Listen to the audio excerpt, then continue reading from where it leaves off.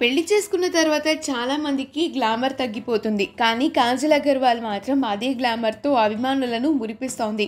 ఆమె ఇప్పటికి కూడా అదే స్లిమ్‌ని మెయింటైన్ చేస్తోంది. మొత్తానికి కాజల్ పెళ్లి తర్వాత ఇలా మారిపోయింది.